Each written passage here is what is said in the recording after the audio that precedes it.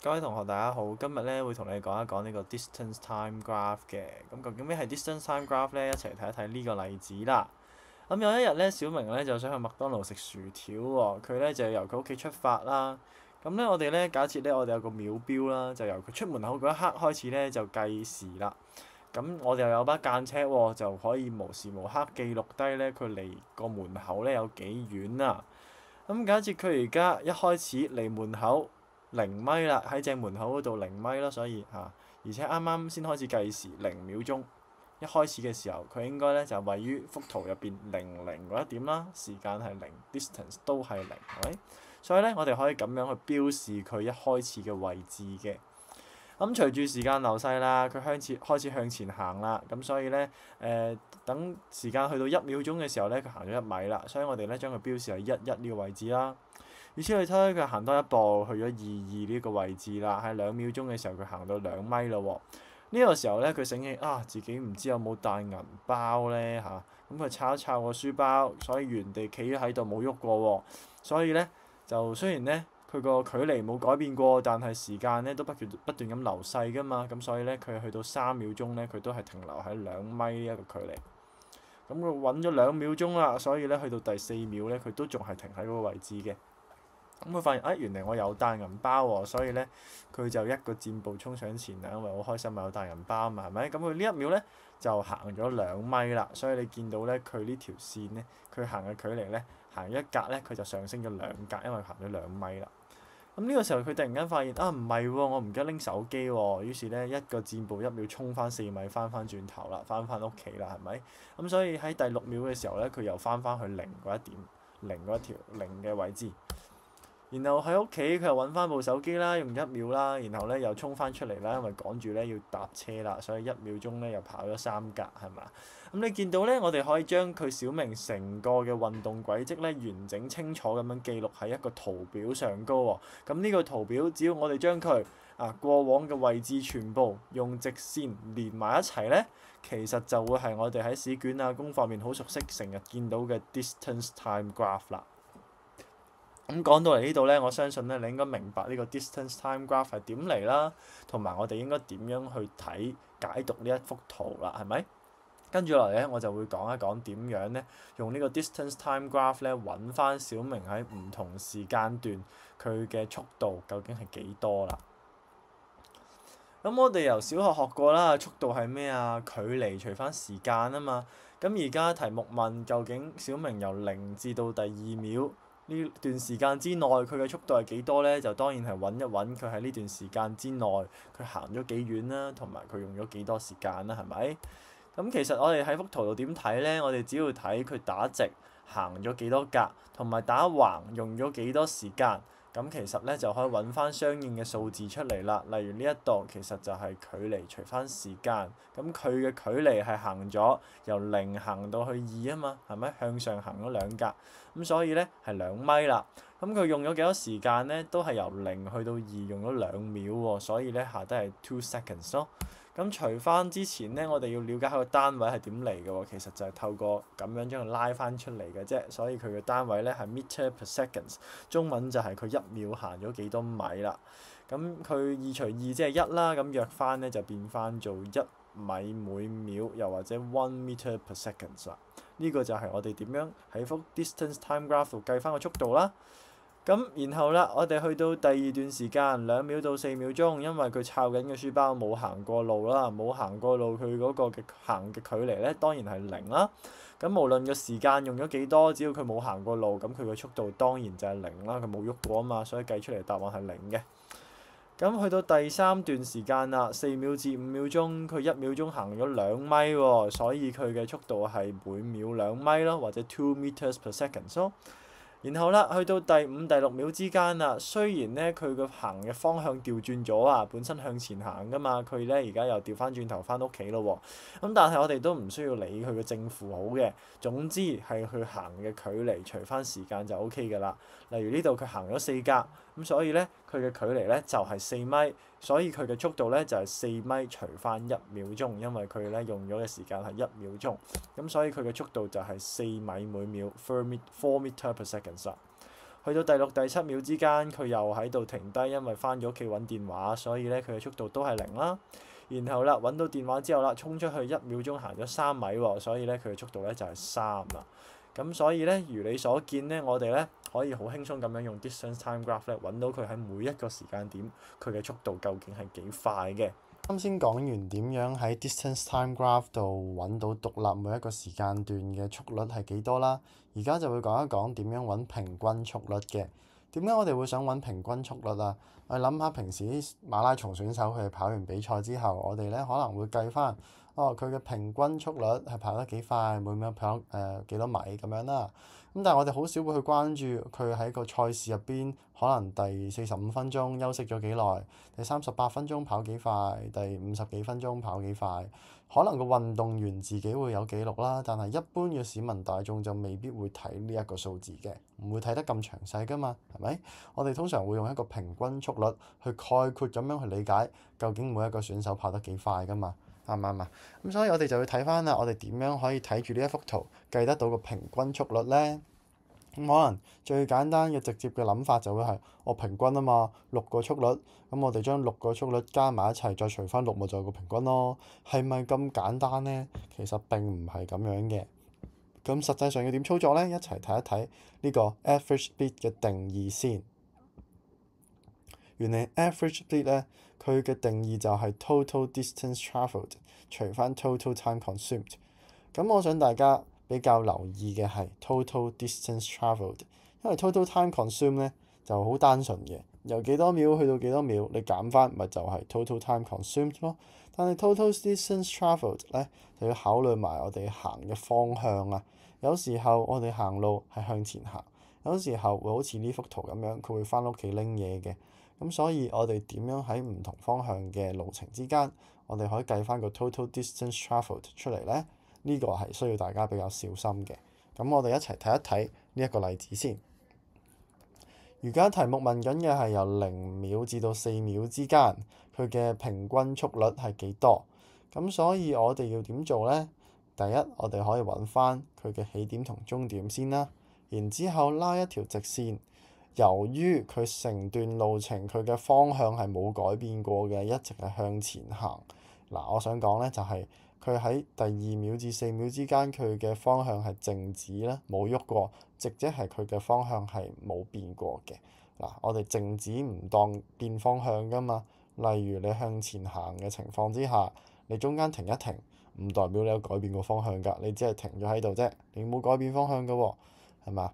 咁所以咧，只要佢冇改變方向，我哋就可以直接揾佢嘅起點同終點，拉一條直線出嚟，然後睇啦，佢究竟總共 overall 嚟講行咗幾遠咧？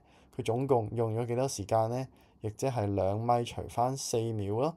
所以喺呢段時間之內，佢嘅平均速率咧就係2米除翻4秒，亦即係0.5 meter per second 啦。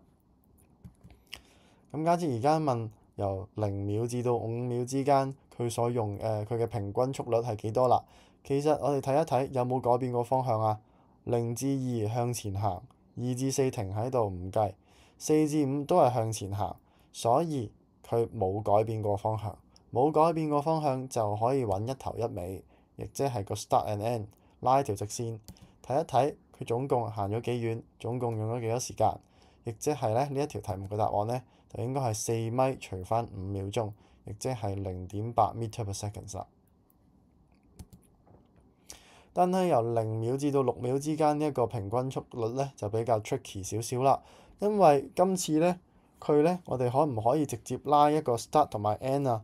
唔可以喎。如果我哋拉個 start 同 end 咁樣計咧，我哋見到佢根本冇行過路係嘛？佢由頭到尾都喺屋企喎，中間嘅嘢完全俾我哋忽略咗啊！咁所以咧，如果我哋咁樣做咧，得出嚟嘅結果咧就會係平均速率咧就會等於0啦。但係你諗下好奇怪啊！佢又唔係一直坐喺屋企度，佢其實係有出過街，有行過路先翻嚟嘅噃。咁點會平均速率係0啊？0係代表佢完全冇喐過啊嘛，係咪？咁所以佢呢個答案一定係錯嘅。我哋要諗一諗啦，我哋點樣可以計翻佢實際上行咗幾遠呢？亦即係符合翻個 definition total distance travelled 咧。咁原嚟我哋只需要做一樣嘢，就係將呢段路程拆開兩部分。第一部分咧係向前行嘅，第二部分咧係向後行嘅。中間嗰一點咧，紫色嗰點咧，我叫佢做 turning point，亦即係轉換方向嘅點。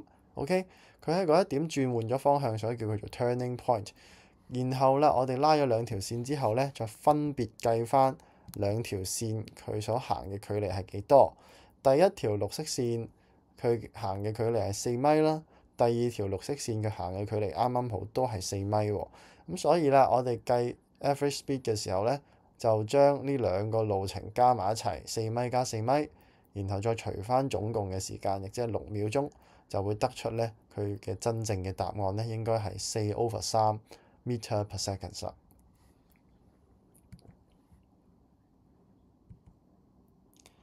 咁如果題目問你0秒至到8秒之間嘅平均速率係幾多啦？咁今次可唔可以又淨係拉一條線啊？唔得啦，佢中間變換咗幾多次方向呢？喺5秒鐘嘅嗰一個 moment，佢變換咗一次方向啦。然後咧喺第6至7秒之間咧，佢都變換咗一次方向喎。點解我會話之間呢？因為其實我哋個 turning point 2，佢又可以擺喺第6秒，佢又可以擺喺第7秒喎。因為佢6至7秒嘅時間段入邊，佢係靜止咗噶嘛，係咪？咁所以其實我哋喺嗰段時間之內，是但揀一點做 turning point 都冇問題嘅。不過我而家就會想揀翻第6秒做個 turning point，然後拉翻3條綠色線，3條綠色線代表住向前行咗4米，向後行咗4米，同埋向前行咗3米。咁所以將呢3段路程加晒起身，再除翻總共嘅時間8秒咧，就可以得出咧0至8秒之間佢嘅平均速率咧係幾多啦？咁實際嘅答案應該係11/8 meter per second。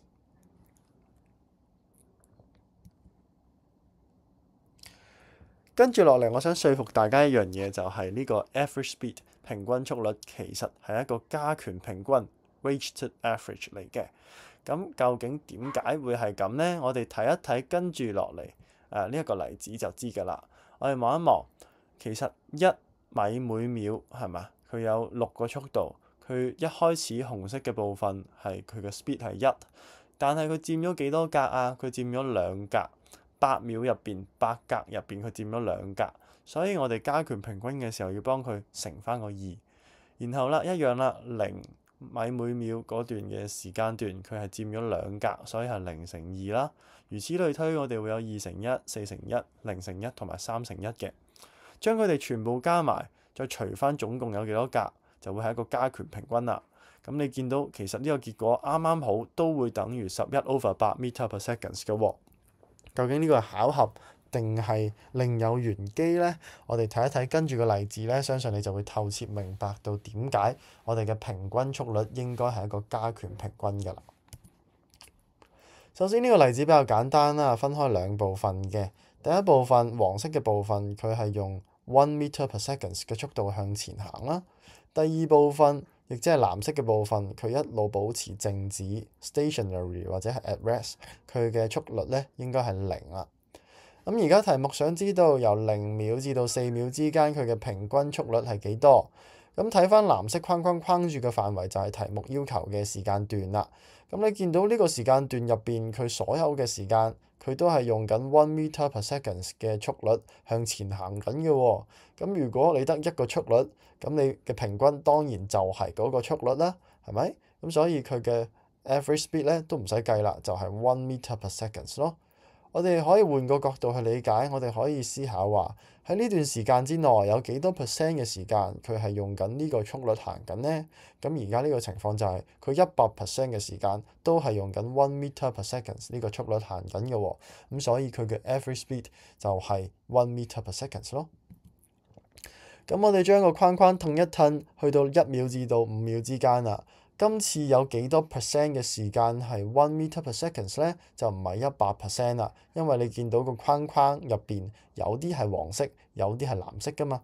咁我哋見到4格入邊有3格都仲係黃色1米每秒嘅，咁3/4就係75%，而4格入面有1格咧係藍色，亦即係靜止0米每秒嘅，所以咧就有25% 嘅時間咧係 zero meter per seconds。